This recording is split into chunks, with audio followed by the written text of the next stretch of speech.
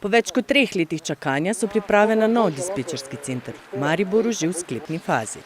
V stavbi nekdanje službe državnega knjigovodstva SDK so obnovili prostore, ki pa samevajo.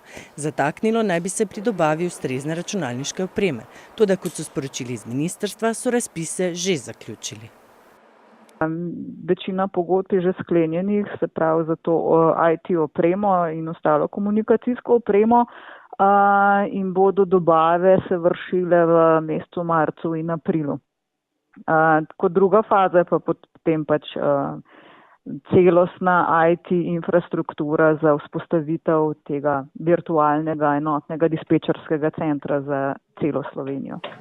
Za potrebe mariborskega dispečerskega centra so dodatno zaposlili približno 70 ljudi, ki se že izobražujejo.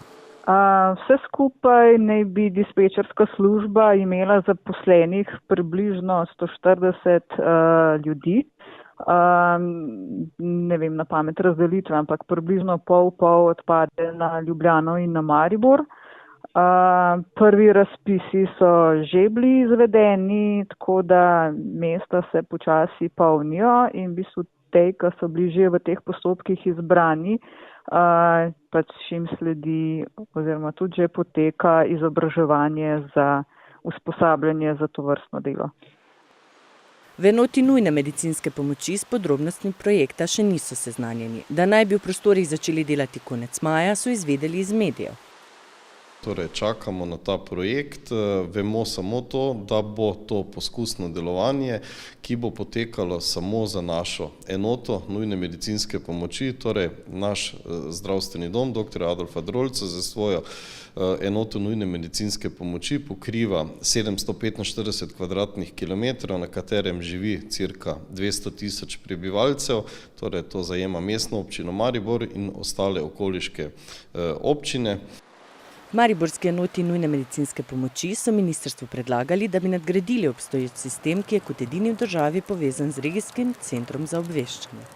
Smatram, da je takšno delovanje tega centra primer dobre prakse v Sloveniji, saj smo mi bili oziroma smo še edini dispečerski center v Sloveniji, ki deluje hkrati z regijskim centrom za obveščanje, torej številko 112. Predvideno je, da bosta ljubljanski in mariborski dispečerski center spremljala in razporejala vse mobilne enote nujne medicinske pomoči, ekipe helikopterske nujne medicinske pomoči in ekipe izvajalcev nenujnih prevozov. Vodila bosta evidenco razpoložljivih zmogljivosti bolnišnic, urgentnih centrov in javnih zdravstvenih zavodov ter tako ustrezno razporejala bolnike.